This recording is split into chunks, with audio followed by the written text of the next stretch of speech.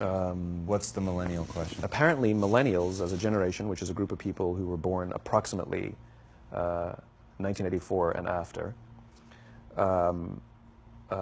are tough to manage. And they're accused of being entitled and narcissistic and self-interested, unfocused, lazy. But entitled is the big one. And because they confound leadership so much, what's happening is leaders are asking the millennials, what do you want? And millennials are saying, we want to work in a place with purpose, love that. We want to make an impact, you know, whatever that means. We want free food and beanbags. And so somebody articulates some sort of purpose, there's lots of free food and there's beanbags, and yet for some reason they're still not happy. And that's because they're missing, there's a missing piece. What I've learned is that I can break it down into four pieces, right? There are four things, four characteristics. One is parenting, the other one is technology, the third is impatience, and the fourth is environment. The generation that we call the millennials, too many of them grew up subject to, not my words, failed parenting strategies, you know? Where, for example, they were told that they were special all the time. They were told that they could have anything they want in life, just because they want it, right? They were told, some of them got into honors classes, not because they deserved it, but because their parents complained. And some of them got A's, not because they earned them, but because the teachers didn't want to deal with the parents. Some kids got participation medals. You got a medal for coming in last, right? Which the science we know is pretty clear, which is it devalues the medal and the reward for those who actually work hard. And it actually makes the person who comes in last feel embarrassed because they know they didn't deserve it. So it actually makes them feel worse, right? So you take this group of people, and they graduate school, and they get a job, and they're thrust into the real world, and in an instant, they find out they're not special, their moms can't get them a promotion, that you get nothing for coming in last, and by the way, you can't just have it because you want it, right? And in an instant, their entire self-image is shattered. And so you have an entire generation that's growing up with lower self-esteem than previous generations. The other problem, to compound it, is we're growing up in a Facebook, Instagram world. In other words, we're good at putting filters on things. We're good at showing people that life is amazing even though I'm depressed, right? And so everybody sounds tough, and everybody sounds like they got it all figured out. And the reality is there's very little toughness, and most people don't have it figured out. And so when the more senior people say, well, what should we do? They sound like, this is what you got to do. And they have no clue. Right? So you have an entire generation growing up with lower self-esteem than previous generations, right? Through no fault of their own. Through no fault of their own, right? They were dealt a bad hand, right? Now let's add in technology. We know that engagement with social media and our cell phones releases a chemical called dopamine. That's why when you get a text, it feels good.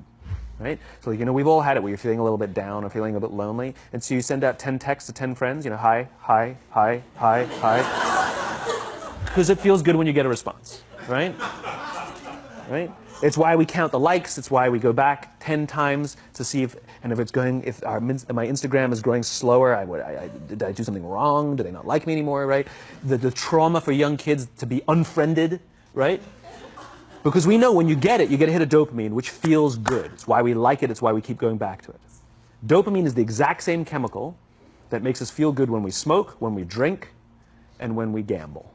In other words, it's highly, highly addictive, right? We have age restrictions on smoking, gambling, and alcohol.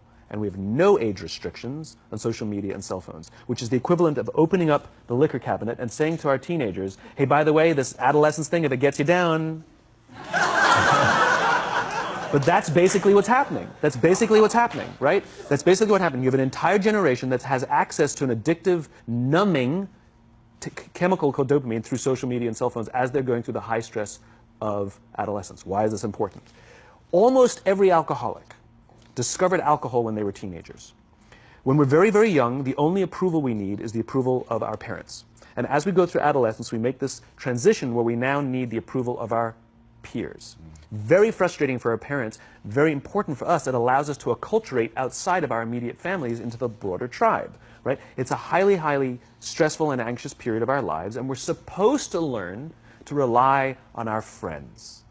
Some people, quite by accident, discover alcohol and numbing effects of dopamine to help them cope with the stresses and anxieties of adolescence. Unfortunately, that becomes hardwired in their brains, and for the rest of their lives, when they suffer significant stress, they will not turn to a person, they will turn to the bottle. Social stress, financial stress, career stress, that's pretty much the primary reasons why an alcoholic drinks, right? What's happening is because we're allowing unfettered access to these dopamine-producing devices and media, basically it's becoming hardwired, and what we're seeing is as they grow older, too many kids don't know how to form deep, meaningful relationships. Their words, not mine. They will admit that many of their friendships are superficial. They will admit that their friends, that they don't count on their friends, they don't rely on their friends, they have fun with their friends, but they also know that their friends will cancel on them if something better comes along.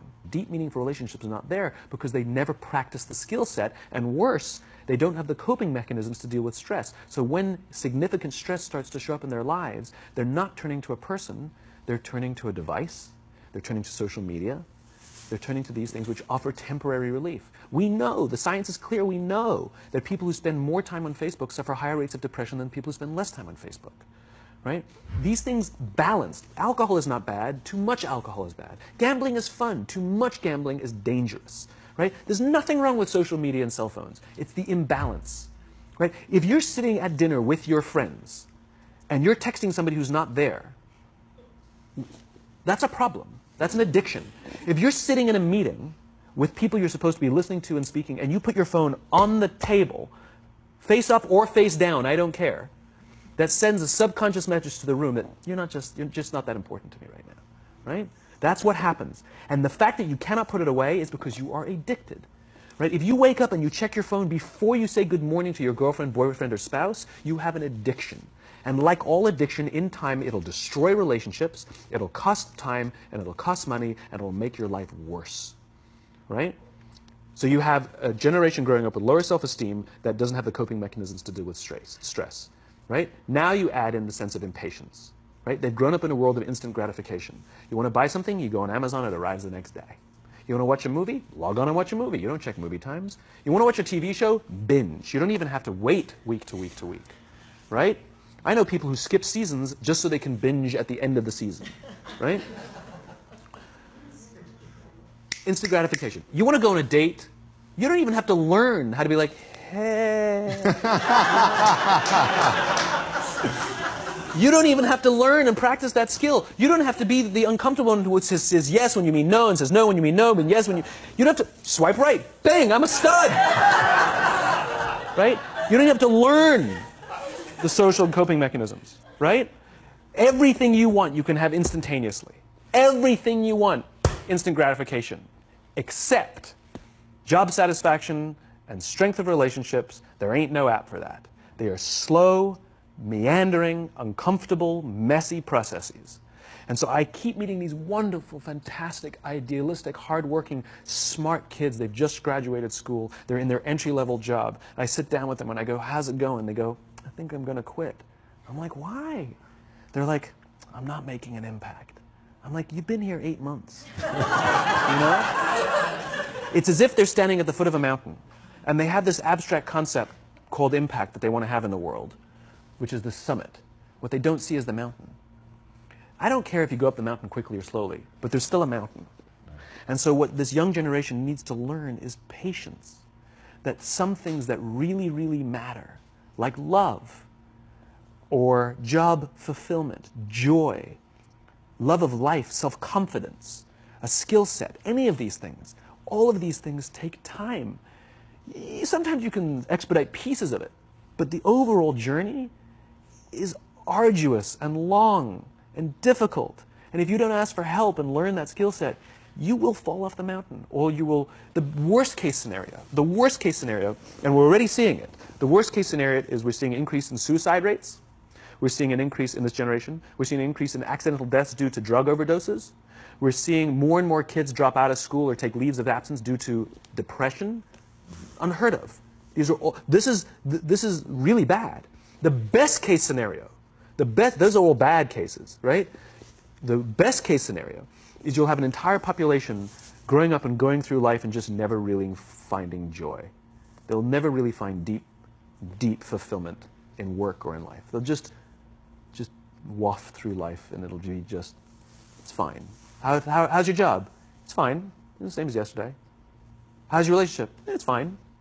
Like that's the best case scenario, which leads me to the fourth point, which is environment, which is we're taking this amazing group of young, fantastic kids who were just dealt a bad hand. It's no fault of their own. And we put them in corporate environments that care more about the numbers than they do about the kids. They care more about the short-term gains than the long-term life of this young human being. We care more about the year than the lifetime, right? And so we are putting them in corporate environments that aren't helping them build their confidence, that aren't helping them learn the skills of cooperation, that aren't helping them overcome the challenges of a digital world and finding more balance, that isn't helping them overcome the need to have instant gratification and teach them the joys and impact and the fulfillment you get from working hard on something for a long time that cannot be done in a month or even in a year. And so we're thrusting to them in corporate environments, and the worst part about it is they think it's them. They blame themselves. They think it's them who can't deal. And so it makes it all worse. It's not. I'm here to tell them it's not them.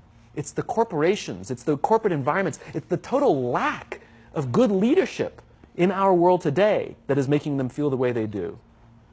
They were dealt a bad hand, and I hate to say it, but it's the company's responsibility. Sucks to be you. Like, we have no choice, right?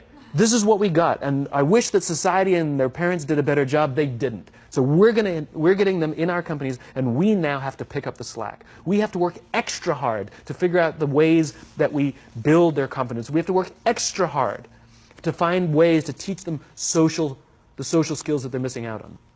There should be no cell phones in conference rooms. None. Zero. And I don't mean the kind of like sitting outside waiting to text. I mean like when you're sitting and waiting for a meeting to start, this is what we all do. We all sit here and wait for the meeting to start. Meeting starting? Okay. And we start the meeting. No, that's not how relationships are formed. Remember we talked about it's the little things? Relationships are formed this way. We're waiting for a meeting to start and we go, how's your dad? I heard he was in the hospital. Oh, he's really good. Thanks for asking. He's actually at home now. Oh, I'm really glad. That was really amazing. I know, it was really scary for a while. That's how you form relationships.